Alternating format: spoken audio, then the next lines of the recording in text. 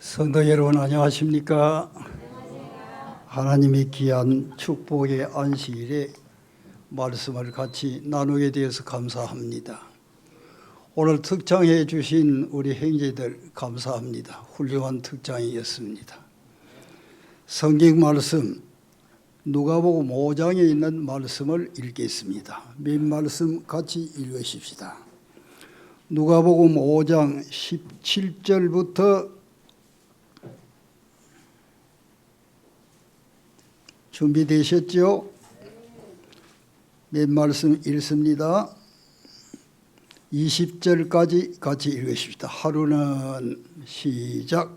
하루는 가르치실 때에 갈릴리 각 촌과 유대와 예루살렘에서 나온 바리새인과 교법사들이 앉았는데 병을 고치는 주의 능력이 예수와 함께 하더라. 한 중풍병자를 사람들이 침상에 메고 와서 예수 앞에 들여 놓고자 하였으나 무리 때문에 메고 들어갈 길을 얻지 못한지라. 지붕에 올라가 기아를 벗기고 병자를 침상채 무리 가운데로 예수 앞에 달아 내리니 예수께서 저희 믿음을 보시고 이르시되 이 사람아 네 죄사함을 받았느니라 하니라. 자, 예수님이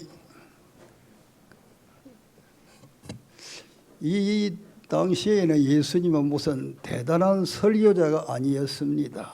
오늘날 이 설교가 발달돼서 설교학이란 말도 나오고 설교 기술을 많이 신학교에서 가르칩니다. 그래서 웅변조의 많은 설교로 수많은 사람을 매료시키고 하는 일이 기독교가 발달된다는 미명 아래서 많이 이렇게 퍼졌습니다. 그러나 예수님 당시 예수님은 유명한 설교가 아닙니다.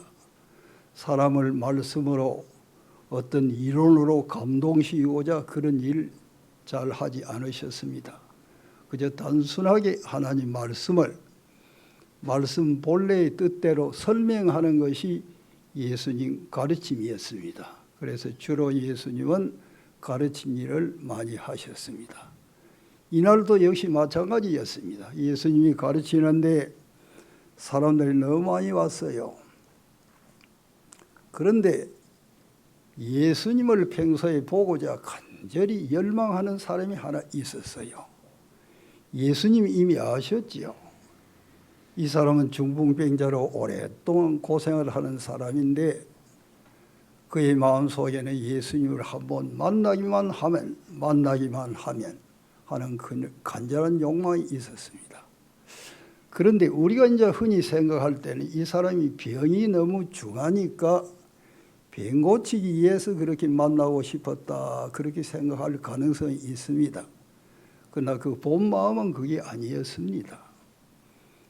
예수님이 병을 고쳐주느냐 안 고쳐주느냐 하는 것은 2차 문제고 자기 심령 속에 있는 엄청난 문제를 그는 해결해야 되었던 것입니다. 왜 그러냐 하면 당시에는 병이라 하는 것이 죄의 결과로 자기 죄든지 부모에게 유전받은 것이든지 그 죄의 결과로 질병이 온다 하기 때문에 내가 무슨 죄를 지어서 우리 조상에게서 물려받았다면 그들이 도대체 내게 유전한 그 죄가 무엇인가? 이 죄악의 근본 문제에 대해서 이는 심히 고생을 했어요. 만약 예수님이나 누구든지 내 이 심령 문제를 해결해 주면 나는 죽어도 좋고 이대로 누워서 일어나지 않아도 아무 부족이 없다. 그런 심령으로 살았습니다. 이것이 어찌면 어제 저녁에 제가 말씀을 드린 혼돈, 공허, 흑암 그 속에 포함된 인류의 현실일지도 모릅니다. 그렇지 않겠어요?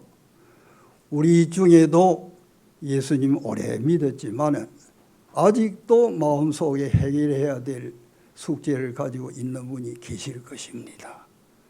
이것만 해결된다면 내 인생 문제는 다 해결될 텐데 이 심각한 고민을 해보지 않은 사람은 심적인 고민이 무엇인가 하는 것을 실감하지 못합니다.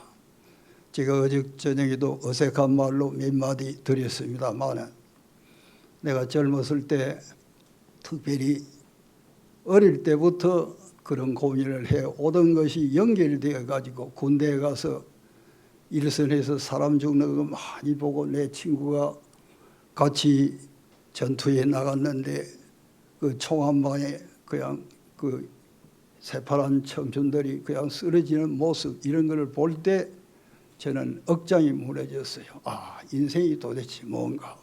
왜 서로가 서로의 가슴에 총을 쏘아야 되는가? 이 현실이 무엇 때문에 이런 역사가 인류의 역사에 이런 게 반복되어야 되는가 하는 이 심각한 문제를 안고 내도 부상병이 되어 가지고 제대를 하고 21살에 이제 집에 왔습니다. 그때부터 내 인생 고민은 심각해졌죠. 책을 읽어도 해결이 안 됐어요.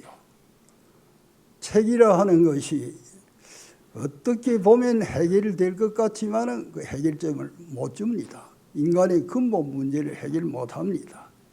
인간이 어디서 왔느냐? 생명이란 뭐냐? 우리의 삶이 뭐냐? 삶의 결과는 뭐냐? 죽음이란 이 문제는 누가 해결할 것이냐? 이런 거 아무도 해결해 주지 못합니다. 이 중풍병자가 그런 심령 속에 있었습니다. 오늘날도 우리가 고민이 많으면 심리학자에 가서 상담을 받습니다. 상담받으면 상당히 좋은 이야기 되지요. 어찌 보면 그 사람 말대로 하면 다 해결될 것 같지요. 우리가 어떤 면에서는 사는 동안에는 해결받을 수도 있습니다. 예를 들면 80이나 90 내 생명 다할 때까지는 그 사람들 말이 옳을 수 있습니다. 그러나 그 다음 문제는 어떻게 할 거냐. 내가 살아보니까 90 인생이 그렇게 길지 않더라고요. 잠깐 동안에 여러분 젊은이들 속지 마십시오. 여러분이 지금 젊음이 그대로 있지 않습니다. 내일 모레 잠깐이면 90 인생이 됩니다. 내가 체험했기 때문에 말합니다. 나도 지금 뒤돌아보면 엊그제 나는 어릴 적에 글을 좀 써보자 해가지고 몇 가지 제목의 글을 썼습니다. 글을 쓰는데 놀랍게도 내가 어린아이일 때 초등학교 들어가기 전에 그때 일이 너무 현실 같아서 그냥 펜을 드니까 일사천리로 쫙 그냥 글이 나가는데 놀랍더라고요. 내가 늙었다마는 죄송한 말이지만 성령이 되어서 배웠던 거는 그 경험만 쓰려면 잘 나오지 않습니다. 떨어지고 또 연결이 되고 생각하고 그러는데 어릴 때 이런 신기하게도 바로 지금 그 현실인 것처럼 그냥 쭉쭉쭉쭉 나가면서 글 한 페이지고 막 하루아침에 다 되어버리더라고요.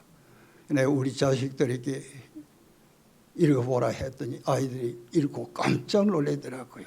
아버지가 지금 이 나이에 어떻게 이런 싱그러운 글이 이렇게 현실 그대로 나옵니까?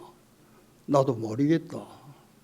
그게 이제 우리가 어릴 때의 일이라는 것은 그렇게 한순간에 지나 아주 까마득한 옛날 같지만은 그것이 멀지 않은 바로 어제 일어난 것처럼 되는 이유는 우리 인생이 그만큼 짧다는 것을 말합니다. 그래서 이 사람이 그런 고민을 가지고 있었지요. 그래, 그 친구들이 사정을 알고 요즘 말하면 그 단가지요.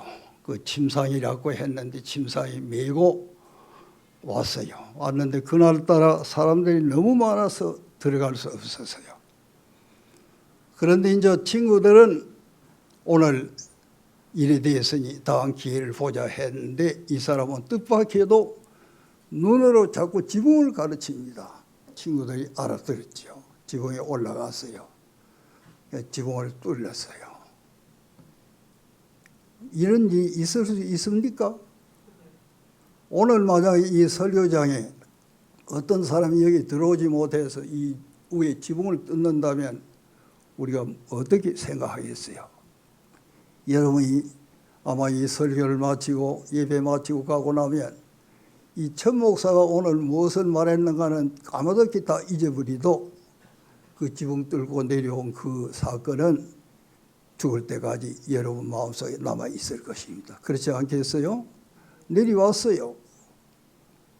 예수님은 아셨어요.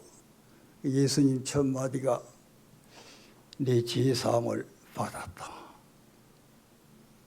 이 사람 어떠했겠어요? 예수님 아닙니다. 내가 이거를 위해서 이렇게 고생하고 지붕까지 뚫고 내려온 게 아닙니다. 내 모습을 보십시오. 내가 중풍병자 아닙니까? 수십 년 동안 누워 있었습니다. 내 문제는 여기에 있는 게 아니고 다른 데 있는데 왜 예수님이 죄사함을 받았다 하는 엉뚱한 말씀하십니까? 그게 아니고 본질적인 것을 해결해 주십시오. 이렇게 할 법하지 않습니까? 그런데 그 사람은 그렇게 하지 않았어요. 그 말 들었을 때 한없이 마음이 편안했어요. 갑자기 얼굴이 환해졌어요. 너무 감사했지요.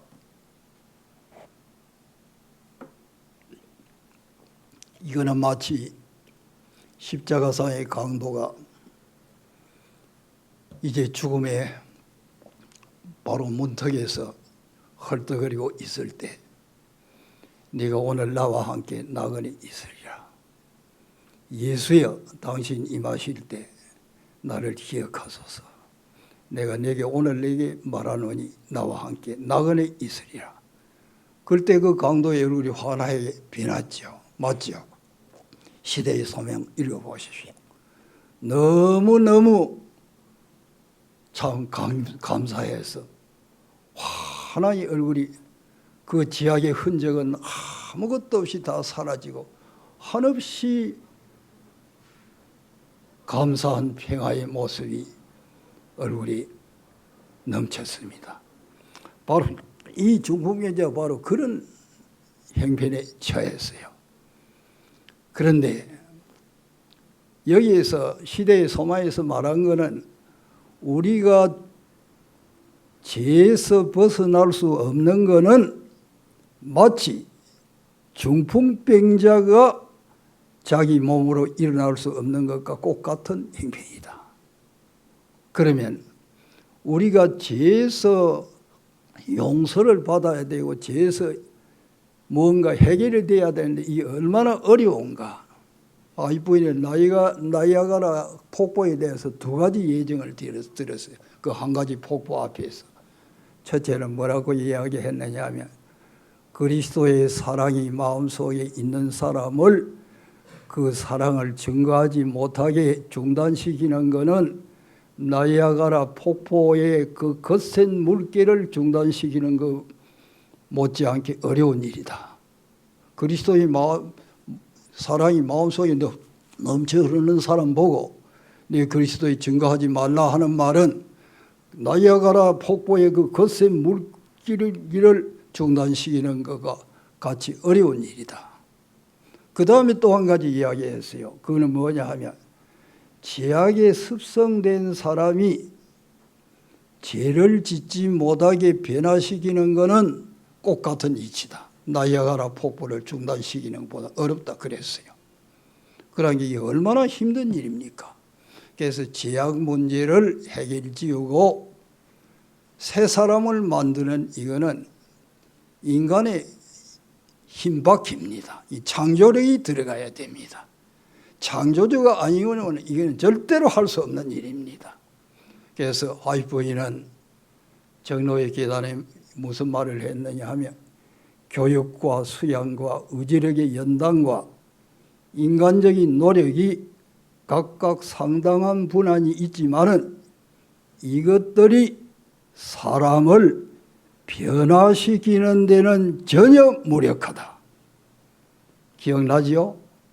교육, 수양, 의지력의 연단, 인간적인 노력 각각 상당한 분한이 있다. 그 무슨 뜻입니까? 교육은 교육대로, 수양은 수양대로, 의지력 연단은 그대로 인간적 노력은 그대로 그 분야에서 각각 역할을 한다 그 말입니다. 그러나 한 가지는 못한다. 무엇을 못하느냐? 사람을 변화시키는 데는 전혀 무력하다. 그러면 사람을 변화시키는 데는 뭐가 필요하냐? 와이프인의 대답은 간단합니다. 와이프인의 말씀은 예부에서 새 힘이 들어가야 된다. 내가 가지고 있는 어떤 내 자신이 자생적으로 가진 어떤 힘 가지고는 수양 아니라 별짓 해도기는 안 되는 것이다. 오직 하나뿐이다. 밖에서 들어가야 된다. 그 밖에서 들어가는 그 힘이 뭐냐? 예수 그리스도다. 맞습니까? 이 사실 여러분 믿으시기 바랍니다. 그래서 내 죄사함을 받았다 하는 이 말은 그저 사법적인 어떤 그 선고가 아닙니다. 법을 전공한 사람이 죄인을 앞에 놓고 쭉 살펴보고 이 법 이렇게 적용하고 이렇게 적용하면 네 무죄다. 이렇게 한마디 하는 거하고는 다르다 그 말이에요. 이거는 창조력입니다. 이는 어제 저녁에 제가 말씀한 것처럼 혼동공허 흑암 이 환경 속에서 빛이 있으라 선언하신 그 하나님의 창조력의 선언이 바로 이 말입니다. 그렇기 때문에 이거는 사람의 말이 아니고 하나님이 한 죄인을 구원하는 죄인에 대한 구원을 결정적으로 도장쳐주는 일이다. 얼마나 감사한 일입니까? 이 사람은 그 순간에 얼굴이 환해졌어요. 너무 감사했어요. 그래서 말로 표현하기는 너무 감사했다. 너무 벅찼다 그 말입니다. 그래서 행복한 침묵 속에 누워 있었다. 여러분 시대의 소망 이 부분 읽어보십시오. 내 말법은 혹시 조금 달랄지라도 바로 이 사상으로 말했습니다. 말로 표현하기는 너무 감사했다. 그래서 행복한 침묵 속에서 다음번에 예수님이 무슨 말을 하든지 그건 이제 상관이 없다. 자기 인생 문제는 여기서 해결되어 있다. 그래서 그냥 있었습니다. 그런데 예수님은 참 놀랍게도 바리새인들과의 논란이 있은 다음에 그 다음에 그 사람에게 또 한 번의 말씀을 하십니다.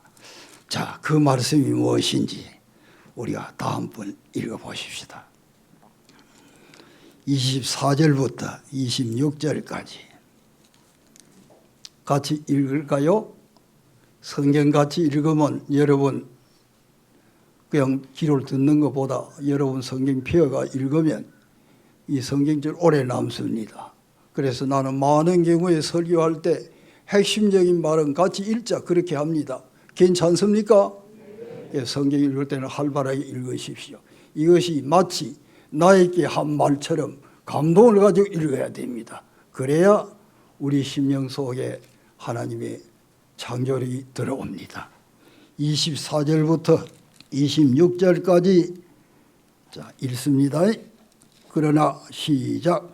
그러나 인자가 땅에서 죄를 사하는 권세가 있는 줄을 너희로 알게 하리라 하시고 중풍병자에게 말씀하시되 내가 내게 이르노니 일어나 네 침상을 가지고 집으로 걸어가라. 그 사람이 저희 앞에서 곧 일어나 그 누웠던 것을 가지고 하나님께 영광을 돌리며 자기 집으로 돌아가니 모든 사람이 놀라 하나님께 영광을 돌리며 심히 두려워하여 가로되 오늘날 우리가 기이한 일을 보았다 하니라. 자, 그러면 여기서 이제 내가 또 한 가지 물어보십시다. 중풍병자에게 예수님께서 내 죄사함을 받았다 할 때는 누가 반응을 했습니까? 청중들이 기뻐 반응을 했습니까? 그 본인 자신이 반응을 했습니까? 어느 쪽입니까? 예?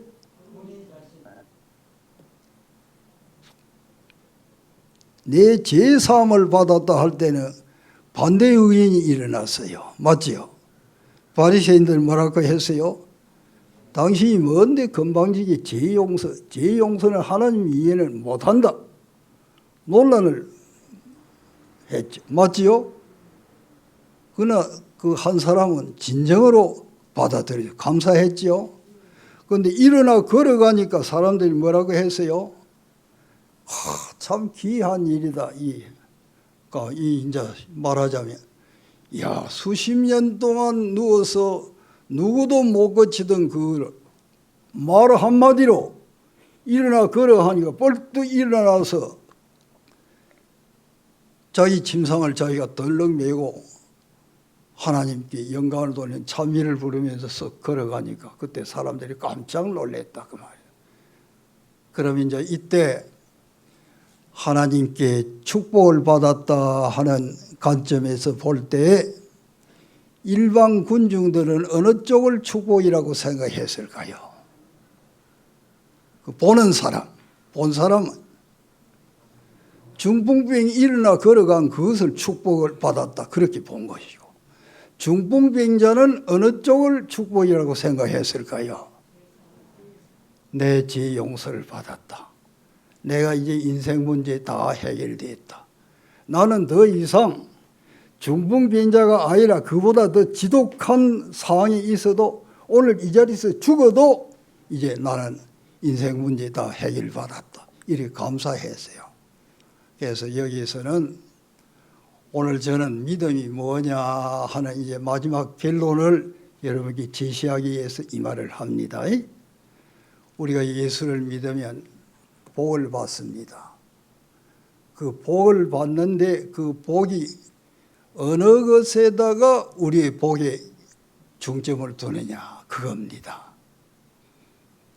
우리는 영적으로 문제 해결받은 것을 복으로 보느냐, 그렇지 않으면 내 사업 잘 되고 내 자식 잘 되고 내 인생길 순탄하게 잘 피해서 세상 사는 일에 승진도 하고 그 다음에 내 주변이 다 잘 되고 지질이 가난했는데 어느 날 아파트도 사고 어느 쪽입니까? 그래서 오늘날 기독교가 병적인 징조 하나가 축복을 오해하는 것입니다. 축복이 그저 물질적인 것에 어떤 변화가 있을 때 이걸 복으로 보고, 영적인 것은 다 받았기 때문에 뭐 김씨나 박씨나 이씨나 다 같이 앉아 찬미 부르고 하니까 그는 꽃같이 받았으니까 내가 받았다고 해서 특별히 더 받은 게 아니다. 그러니 이제 차이는 뭐냐? 김씨는 예수를 믿어서 돈 많이 벌여가지고 갑자기 큰 집 사고 나는 여전히 새방 속에 있다. 그러면 저 양반은 복을 받고 나는 복 안 받았다. 이렇게 그만 단정 지어버린다 그 말입니다. 그래서 이게 이제 이 축복을 나는 내 자신의 말로 이렇게 하면 기본 축복과 부수적인 축복, 기본적인 축복과 부수적인 축복. 그러면 기본 축복은 뭐냐? 자, 요한복음 3장 보십시다. 보면 요한복음 3장은 하나님이 인간과 하나님 사이의 계약서입니다. 구약이 이거는 그래 성경 전체를 딱 요약한 말이 요한복음 3장 16절입니다. 우리가 저리에 잘 아는 말이지요. 자, 같이 읽으십시다. 하나님이 준비되어 있습니까? 네. 자, 시작. 하나님이 이처럼 사랑하사 독생을 주셨으니 이를 믿는 자마다 그 영생을 얻게 하심이라. 이 계약서입니다. 이 계약서 행식이 다 이걸 보고 오늘날 우리가 다 계약서 작성합니다. 계약서 전문이 있고 갑이 이행할 조건이 있고 을이 이행할 조건이 있습니다. 계약서 전문이라는 무엇을 말합니까? 이 계약서가 아파트 매매냐 전세 계약이냐 기계를 뭐 사고 파는 거냐 하는 그게 전문 아닙니까? 무슨 시 무선동 몇 번지 아파트를 매매 계약함에 있어서 갑은 을은 이렇게 나가지 않습니까? 요 하나님께서 제시할 때 계약서 전문을 이렇게 제시했어요. 하나님이 세상을 이처럼 사랑하사 독생자를 주셨다. 이 조건 하에서 너와 내가 계약하자. 그거 아닙니까? 그러면 갑이든지 을이든지 우리를 을이라고 생각하면 을이 행할 일은 뭐냐? 믿어라. 이 사실을 믿어라. 그겁니다. 그럼 갑대는 하나님이 할 일은 뭐냐? 네가 그거를 믿으면 내가 이렇게 해주겠다. 그게 이 계약서 맞지요? 하나님이 세상을 이처럼 독생자를 주기까지 사랑했으니까 내하고 계약서 맺자. 그렇게 합시다. 내가 할 건 뭡니까? 이 사실을 믿어라. 그러면 믿는다는 그 조건만 이루어지면 내가 너에게 할 거는 영생 준다. 간단하지요? 이 기본 축복입니다. 우리가 하나님 믿으면 하나님이 우리에게 뭐 준다는 뜻입니까? 영생. 영생이 뭡니까? 아파트 몇 채가 영생입니까? 부산시 다 주는 거하고 영생하고 어느 게 나을 것 같습니까? 대답이 없네. 내가 너무 무식하게 질문을 하지요. 그 영생은 보통 게 아닙니다. 영원히 사는 거, 인생의 기본 문제를 싹 해결해 준다 그 말입니다. 이 기본 축복이다. 그러면 우리가 예수 믿으면 기본 축복 받으면 그거 다 끝난 겁니다. 그 다음에 부수적인 축복은 병자가 예수 잘 믿어서 걸어간다. 그 기본 부수적인 축복입니다. 하나님이 안 줘도 괜찮아요. 그 사람 구원할 만한 믿음만 있고 구원의 확신만 주면 그 기본 축복 받은 겁니다. 걸어가는 거는 그거는 안 줘도 괜찮은 겁니다. 예수 잘 믿고 성실히 잘 시비를 내고 하나님 앞에 잘 순종하니까 이 사람 좀 더 살아야 되겠다. 그래서 저처럼 90이 넘도록 하나님이 살려줄 수도 있습니다. 맞지요? 제가 90까지 살 자격이 있어 산 게 아닙니다. 이는 그냥 부수적인 축복으로 준 겁니다. 제가 인생길에 죽을 뻔 여러 번 당했습니다. 그러나 그때마다 부수적으로 축복해. 내 조금 더 살아라. 살아도 뭐 괜찮다. 그래서 아직도 걸어갈 때 어떤 사람은 내 뒤 따라오면서 청년같이 걷네요. 그런 사람. 허리가 안 구부러졌으니까. 그런데 그럴 때 내가 감사하기는 하지만 내 속으로는 그거는 부수적인 축복인 별거 아닙니다. 내 속에는 그렇습니다. 내 기본 축복은 따로 있습니다. 그런데 하나님은 너무 자비하기 때문에 기본 축복을 받은 사람이 사는 동안에 지장이 없도록 주인을 정리해 줍니다. 그것이 자식도 잘 되는 것이고 사업도 잘 되는 것이고 사업에서 남에게 봉사하게 하고 또 불쌍한 사람 도우게 하고 이렇게 하는 것이 하나님 섭리입니다. 맞습니까? 그런데 문제는 기본 축복은 잊어버리고 부수적인 축복에만 마음을 딱 두고 있는 이것이 믿음의 잘못입니다. 그렇게 되면 우리의 믿음이 끝없이 차질이 생깁니다. 그러면 이제 이 잘 나가던 길이 그만 꼬이기 시작하면 혼란이 옵니다. 혼란이 오면 다시 뭐가 되느냐 하면 어제 제가 말씀했던 혼돈은 우선순위 잃어버리면 혼돈이지요. 그 다음에는 허무해집니다. 그 다음에는 캄캄해집니다. 그리 인생으로 다시 꼬이게 됩니다. 예수를 믿으면서도 여전히 혼돈, 흑암 속에 있을 수도 있습니다. 왜?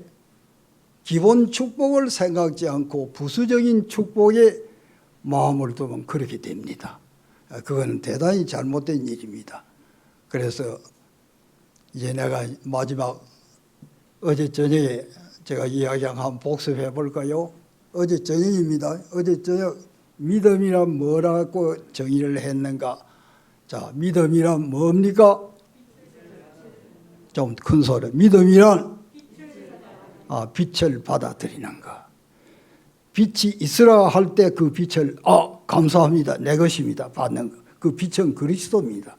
그리스도를 받아들이는 그것이 믿음입니다. 오늘의 이제 결론입니다. 믿음이란 내가 먼저 알려줍니다. 단히 기억하십시오.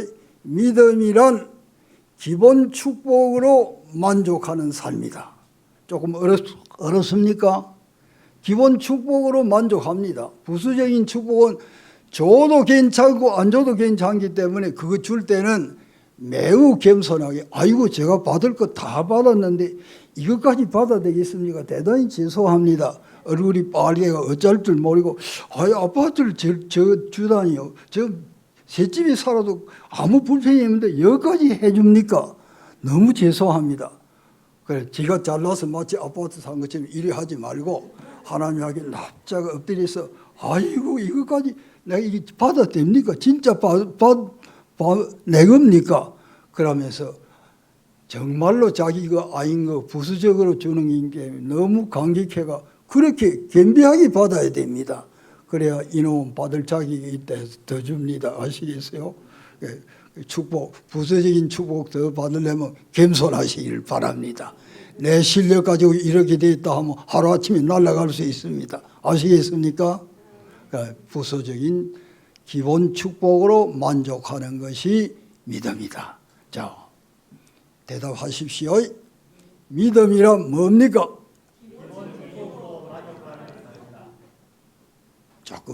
조금 만족지 않네요. 같은 음성으로. 기본 축복으로 만족하는 것 분명히 하십시오. 자, 믿음이란 뭡니까? 잊어버리지 마십시오. 그러면 여러분의 생애가 편안합니다. 경험해 보십시오. 틀림없습니다. 그러면 굉장히 행복해집니다. 기본 축복 받았다. 이거 너무 감사하다. 이상 하나님이 안 줘도 괜찮다. 그러면 절대로 믿음의 요동이 없습니다. 변함없이 항상 기뻐서 찬송하고 감사하죠. 그래서 오늘 우리가 가정 공부할 때 찬양에 대해서 공부했는데 저는 이사를 하면 그 주변을 뺑 돌아봅니다. 왜 그러냐 하면 내가 마음 놓고 찬양할 장소가 있는가. 살림 동산에 살 때도 내가 찬양하는 장소를 딱 정해놓고 하루 2번씩 가서 찬양을 했습니다.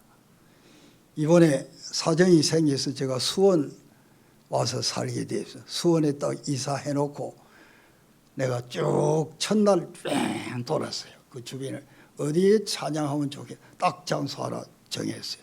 지금도 아침 밥 먹고 일정한 시간에 가면 거기 가서 내가 찬송 5곡 부릅니다. 찬미가 안 가지고 다 외웁니다. 그 다음에 점심 먹고 또 적당한 시간에 가서 꼭 5곡 찬양을 합니다. 왜? 너무 기쁘고 감사해서 찬양 안 할 수 없어요. 그러니까 속에 있는 것이 확확 다 내려가더라고요. 소화가 얼마나 잘 되는지, 얼마나 잠이 잘 오고 감사한지. 내가 이것이 하루 이틀이 아닙니다. 수십 년 이렇게 해오고 있습니다. 하나님 은혜를 감사하면 왜 감사하느냐? 내가 그리스도인이 찬양해야 되기 때문에가 아닙니다. 기본 축복받은 게 너무 감사하기 때문에 이렇게 표현 안 할 길이 없기 때문에 하는 겁니다. 그렇게 하니까 하나님 은혜가 날마다 더해지는 그런 감동을 느끼면서 삽니다. 그게 바로 우리가 기본 축복받은 사람은 기본 축복만으로 만족하면 그 다음에 다른 거는 자동적으로 따라옵니다. 이 믿음의 비결을 여러분들이 꼭 한번 실천해 보시기를 바랍니다. 자, 마지막으로 성경 한 말씀 읽겠습니다. 하박국 하면 여러분이 아마 짐작할 겁니다. 제 노인이 무슨 지금 말할 것이다. 자, 하박국 한번 읽어봅시다. 3장 찾으셨습니까? 17, 18절. 이는 정말 좋은 음성으로 한번 읽으십시다.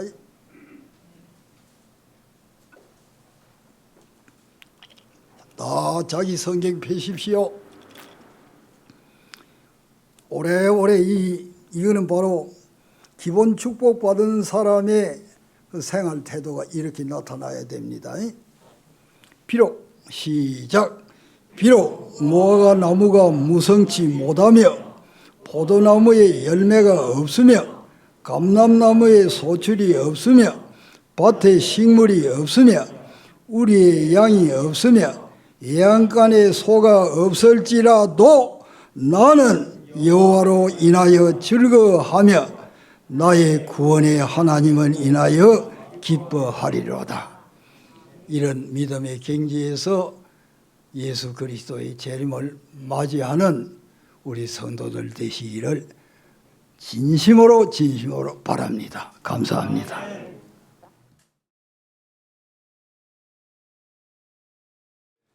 사랑이 극진하신 아버지시여, 암흑한 세상, 혼돈한 세상, 허무한 인생길, 이 가운데서 우리를 특별히 사랑해서 빛의 백성으로 우리에게 빛을 주시고 소망 주셔서 감사합니다. 예수를 믿는다는 이 단순한 이유 때문에 우리의 순간의 생명이 영혼과 이어져 영생의 사람이 된 것 인해서 진심으로 감사합니다. 이 기본 축복 받은 것 진심으로 감사하면서 날마다 하나님께 겸손하게 성실하게 정직하게 생활하는 우리 인생길이 되게 축복하시옵소서. 하나님이 함께 하시는 인생길 정말 감사하고 귀한 일입니다. 실족하지 않고 재림의 날까지 우리 성도들이 예수님 잘 섬기고 행복한 인생길 걷게 인도하시옵소서. 이제는 우리 아버지의 영원하신 사랑과 예수 그리스도의 구원하시는 은혜와 성령의 감화 감동하심이 고개 숙인 주의 사랑하는 성도들과 이 병원과 이 교회 위에 영원히 함께 하시옵기를 예수 그리스도 이름으로 간절히 기도드리옵나이다. 아멘.